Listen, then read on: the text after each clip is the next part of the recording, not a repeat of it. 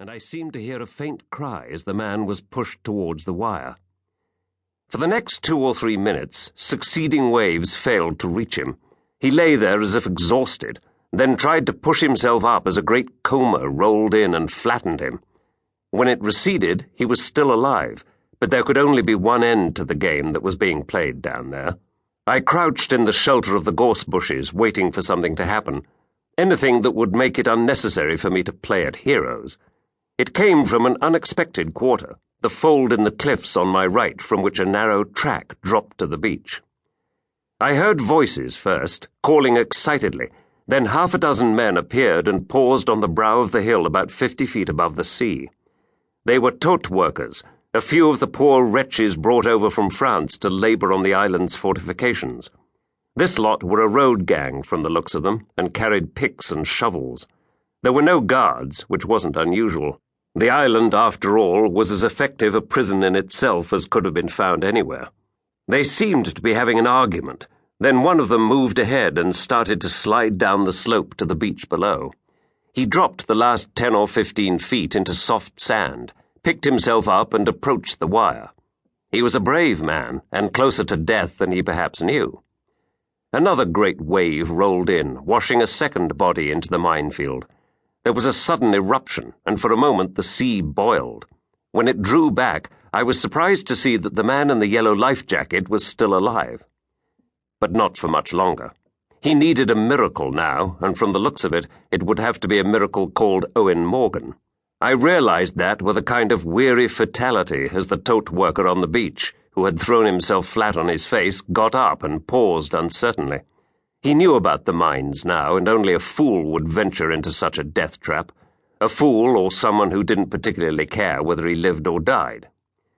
I took the Mauser with the SS bulbous silencer from the clip at the rear of my belt and slipped it into the pocket of my reefer coat. Then I took the coat off and pushed it into the crevasse at the back of the overhang under which I was sheltering. I transferred my knife to my right-hand pocket. The spring blade action meant that I could open it with one hand, which might be useful there in the water. What else was there? My identity discs.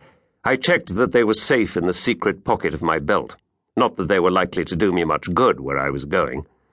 And the black patch which covered what was left of my right eye. I almost forgot about that.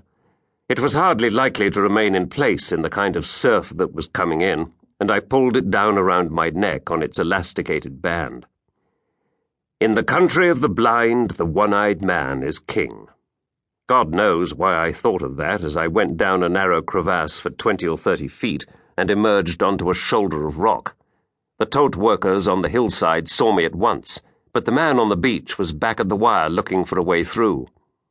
"No good! Too many mines!" I shouted in French. "Leave it to me!"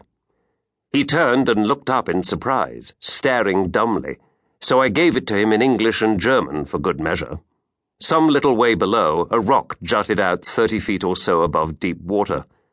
When I was 12, I had jumped from it to impress Simone. She had refused to speak to me for a week for the fright I had given her. It all came back so clearly as I paused there for a moment. A good morning, a fine morning to die in. I took a quick breath and jumped. It was cold as only the Channel can be with the Atlantic rolling in all the way from Newfoundland. I went deep and kicked with all my strength as the current caught me. I was wearing canvas rope-soled shoes, denim pants, and a Guernsey fisherman's sweater, and all these things I had retained by design. If you were swimming in cold waters, clothes helped to retain body heat, and so it was now. I surfaced and started to swim the 100 yards that separated me from Horseshoe. The great tidal surge that drives in through the Channel Islands raises the level of the water in the Golfe de Saint-Malo by as much as 30 feet, and I could feel the implacable force of it pushing me forwards, lifting the waves into whitecaps in a great unbroken progression to crash in across the beach. The swimming in itself was no great feat.